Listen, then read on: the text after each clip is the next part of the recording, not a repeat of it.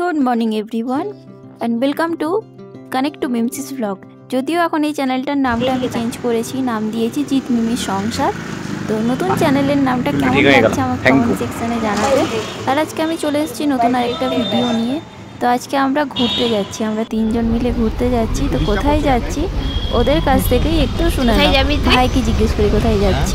কোথায় যাবি? ঘর অরিজিনাল। হ্যাঁ অরিজিনাল ঘর আমার। তুমি কোথায় যাবে? হ্যাঁ তো ওদের দুজনের পেছনে লাগতে লাগতে আমাদের ক্যাব চলে এসেছিলো আর আমরা ক্যাবে দেখো উঠে পড়েছি। তো এখন আমরা যাচ্ছি ব্যানারঘাটা জু।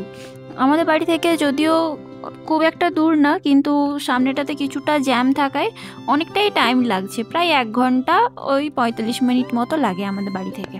তো দেখো আমরা চলে এসেছি কিন্তু ব্যানারঘাটা জুতে। এই যে এটা হচ্ছে এন্ট্রি গেট, আর সামনের ওই দিকটাতে পার্কিং লট আছে, প্লাস ওখানে একটা ছোট বাস স্ট্যান্ড আছে। আর আমরা যখন যেখান দিয়ে হাঁটছি এটাই কিন্তু বাস স্ট্যান্ড।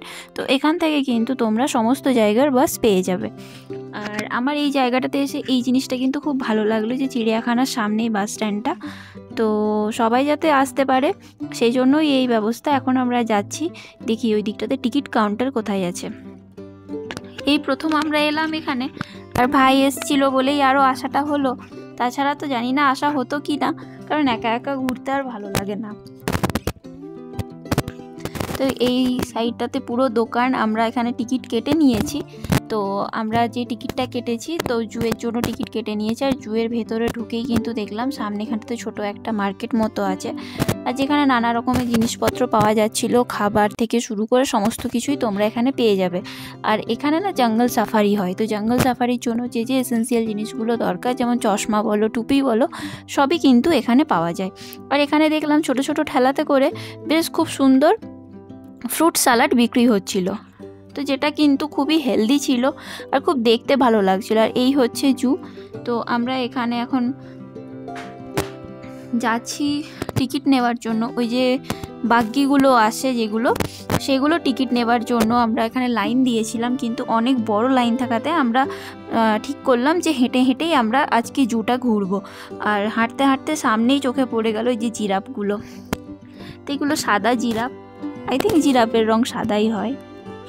তো খুবই মনোরম একটা পরিবেশ, এই জায়গাটাতে খুব শান্ত, খুব শিষ্ট পরিবেশ।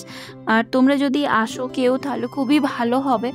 আর ছোটো বাচ্চাদের জন্য বিশেষ করে, তাদের জন্য কিন্তু খুবই ভালো একটা জায়গা। আর এখানে জঙ্গল সাফারিও হয়, তো সেইগুলো আমি তোমাদেরকে একটু পরে বলছি। তো আগে এটা দেখো, আগে ওই যে বাঘ মামা কেমন বসে আছে দেখছো জলে। আসলে গরমটা খুবই পড়েছে, সেই জন্য বাঘটা জলের মধ্যে বসে আছে। ওদেরও তো গরম লাগে, তাই না? তো হ্যাঁ, টিকিটের ব্যাপার হচ্ছে, তোমরা যদি শুধুমাত্র জুয়ের টিকিট নাও তাহলে 100 টাকা করে পার হেড টিকিট পড়ে অ্যাডাল্টদের জন্য। আর যদি তোমরা উইথ জঙ্গল সাফারি নাও তো তার জন্য পড়ে 400 টাকা করে বাসে। তো তোমরা চাইলে নিজেদের পার্সোনাল গাড়িও বুক করতে পারো। আর DSLR ক্যামেরার জন্য আলাদা করে ভাড়া লাগে, তো সেগুলো টিকিট কিন্তু ইনক্লুড থাকে না।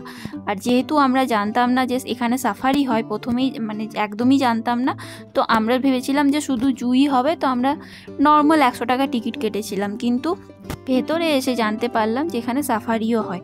তো সাফারিতে তোমাদেরকে বাস বা গাড়িতে করে এখান থেকে নিয়ে যাওয়া হবে সামনের একটা জঙ্গলে, আর যেটাকে অভয়ারণ্য আর কি ওটা। তো সেখানে কিন্তু তোমরা একদম কাছ থেকে বাঘ, সিংহ, হাতি, জিরাফ সমস্ত কিছু তোমরা সেখান থেকে দেখতে পাবে। আর এটা আমরা দেখছি এখন জুয়ের মধ্যে। তো 400 টাকার যে টিকিটটা তোমরা কাটবে, সেই 400 টাকার টিকিটের সাথেই কিন্তু ওই জুয়ের টিকিট প্লাস এখানে একটা বাটারফ্লাই গার্ডেন আছে, তো সেই বাটারফ্লাই গার্ডেনের টিকিট কিন্তু ইনক্লুড করা থাকে। আমি অনেক দিন আগে শুনেছিলাম যে ব্যাঙ্গালোরে জু আছে, কিন্তু কোনো দিনই আসিনি। তো ব্যাঙ্গালোর আসার পর ভাই এসেছিল বলে এইবার আমরা জুতে ঘুরতে গেলাম। এর আগে আমরা গেছিলাম মহীশূর জুতে, তো সেখানে তো সামনে থেকে অনেক কিছুই দেখেছিলাম, আর তোমাদের সাথে শেয়ারও করেছিলাম ওই ভ্লগটা। আর ভ্লগটা কিন্তু আমার চ্যানেলে আপলোড করা আছে, তোমরা চাইলে গিয়ে দেখতে পারো। তো এখানে এসে দেখছি এখানে কি দেখা যায়। এখানে হরিণগুলো ছিল, বলগা হরিণ।